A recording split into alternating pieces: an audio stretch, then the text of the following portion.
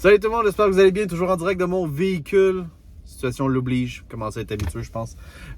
Oui, ce soir, match canadien contre les Red Wings de Détroit. J'ai vraiment hâte de voir quelle allure va prendre ce match-là, les Canadiens qui vont visiter les Red Wings à Détroit. J'ai hâte de voir ce match-là, Il y a plusieurs choses que je veux voir. Okay? Il y a plusieurs choses que je veux voir. C'est exactement de ça que je vais vous parler dans cette vidéo-là. Avant d'aller plus loin, je vous invite vraiment à liker cette vidéo-là. C'est le genre de contenu que vous aimez, où est-ce que je fais des avant-matchs ou encore des après-matchs. Actualité sur le Canadien de Montréal, on est une chaîne francophone, une des rares chaînes francophones sur YouTube à faire ce genre de contenu-là. Je t'invite à t'abonner, c'est le bouton rouge au bas de l'écran, c'est gratuit, ça fait plaisir. So, là-dessus, il y a plusieurs choses que je veux voir ce soir avec le Canadien de Montréal. C'est ça que je veux vous parler aujourd'hui. Premièrement, ce que je veux voir, la première des choses, la plus importante, je veux que l'avantage numérique réussisse, capitule sur au moins une chance ce soir. J'aimerais ça que l'avantage numérique débloque. C'est sûr que ça fait pas encore extrêmement longtemps. On a eu 3 ou 4 avantages numériques contre Toronto. Je pense qu'on en a eu 3. On les a tous les 3 ratés. J'espère qu'on va réussir à en crisser un dedans contre Détroit. Je pense que ça va passer par la première vague, mais la deuxième vague pourrait également surprendre si elle peut avoir un peu plus de temps. Je pense même que la deuxième vague qu'on a eue contre les Maple Leafs a été efficace plus le match avançait. J'aime encore mieux la deuxième vague que la première. Je pense que Wideman, il est pas top. OK? Je serais vraiment curieux de voir un Kaden Goulet à la place de Wideman à la défensive sur un power play. J'aimerais vraiment ça, voir ça, parce que on le sait, Kaden Goulet a eu des bons flashs. Il a scoré au moins 3 buts, je pense, en match préparatoire. J'aimerais vraiment ça qu'on lui donne de l'espace pour jouer sur un power play avec Suzuki et Caulfield. Je sais pas ce que vous en pensez. Est-ce que vous pensez que c'est une bonne idée? Personnellement, j'aimerais voir Goulet sur l'avantage numérique. OK, cela dit, je voudrais qu'on pote un but en avantage numérique. Qu'est-ce que j'aimerais d'autre? J'aimerais ça que Juraj Slafkovsky puisse jouer plus que 10 minutes. OK, je voudrais le voir jouer au moins 13-14 minutes ce match-ci. C'est sûr que Martin Saint-Louis a dit que dans la dernière petite conférence de presse qu'il a faite d'après-match, c'est à cause qu'il y avait eu beaucoup d'unités spéciales. Je peux comprendre ça. Maintenant, cela dit, il a également dit que il était très conscient et qu'il allait corriger ça. Donc, je m'attends à ce que ce soit plus que des paroles et puis que là, il passe à l'acte. OK? Slafkovsky, au-delà de jouer sur des unités spéciales, est capable de prendre plus de minutes durant un match. Il a fait quand même un bon match, je crois. Même s'il n'a pas été flamboyant, il a fait un bon match. Il faut donner de la place aux jeunes. Il faut donner tout l'espace. À ce que je sache, le but n'a pas changé. On veut tanker cette année. On veut laisser la place aux jeunes. On veut aller chercher un top 3 repêchage qui s'en vient. C'est ça le plan de match. Okay? Il n'y a absolument rien qui a changé. La victoire qu'on a eue à domicile il y a 2 jours ne change absolument rien au plan de match. Okay? On est quand même là pour juste avoir un bon show, mais on veut perdre nos games. Okay?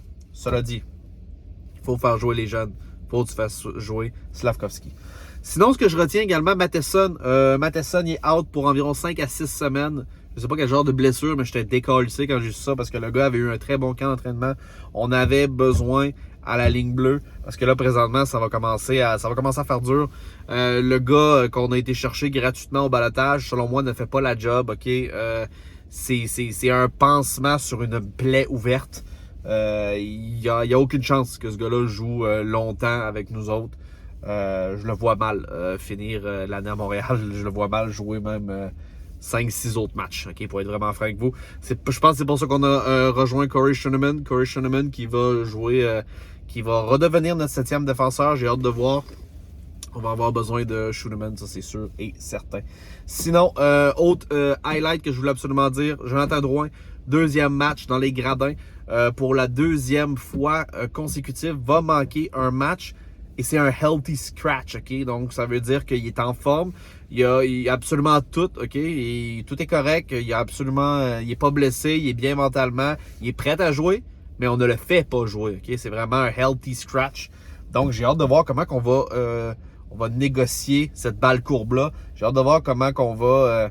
c'est quand on va donner la chance à Drouin de pouvoir patiner, prendre la place, parce que là, le message qu'on envoie, il est lourd. Le message qu'on envoie à Drouin, c'est du solide. Ça veut dire... On aime mieux faire jouer Dadonov et Hoffman que de te faire jouer toi. Puis ça va être un message qui va être dur qui va être dur à digérer plus que ça va avancer au travers le temps. Jonathan Drouin ne peut pas juste attendre qu'il y ait de la disponibilité pour jouer, attendre que quelqu'un se blesse pour pouvoir entrer dans l'alignement. Il va falloir le faire jouer éventuellement. Si c'est pas durant ce voyage-ci de 2 jours, dont à Détroit et Capitals, après 2 matchs en 2 soirs, je m'attends à ce qu'on fasse jouer Drouin au 4e match, aux alentours du 4e match, si c'est pas le 2 ou le 3e. Sinon, c'est de quoi je voulais parler? Du côté de... On joue contre une belle équipe qui est florissante, qui est grandissante également, qui a un excellent potentiel. Il y a 3 joueurs en particulier que je vais surveiller du côté de Détroit. Je vais surveiller bien sûr Seider. Je vais surveiller également Lucas Raymond, mais je vais également surveiller Zadina. Okay? Zadina, faut pas l'oublier. Zadina, présentement, les gens parlent beaucoup de flop encore. 22 ans, ok, faut faire attention. 22 ans, peut être plus long à éclore. Mais Philippe Zadina, 5e choix overall. Faut pas dormir sur lui.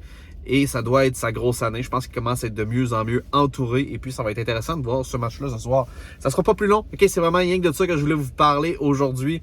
Je vous souhaite vraiment d'avoir un excellent match. Je nous souhaite d'avoir le même type de match qu'on a eu il y a 2 jours. Il y a 2 jours, ok. Pour moi, ma prédiction pour le match de ce soir, je crois que les Red Wings vont l'emporter par la marque de 3-1. Un match qui devrait être, selon moi, sans couleur. Ça devrait être assez terne, assez tranquille. Et puis, c'est ça, je pense qu'on ne générera pas énormément d'offensives. So, merci beaucoup d'avoir écouté la vidéo jusqu'à la fin, guys. Je vous invite à vous abonner. C'est le bouton rouge au bas de l'écran. C'est gratuit, ça fait plaisir. Chaîne francophone, très rare sur YouTube. Et je suis assidu parce que depuis la création de ma chaîne, il y a à peu près 1 mois, j'ai jamais manqué une journée d'upload. Donc, on essaye de garder ce beat-là. Merci beaucoup d'avoir écouté la vidéo jusqu'à la fin, guys. Peace out.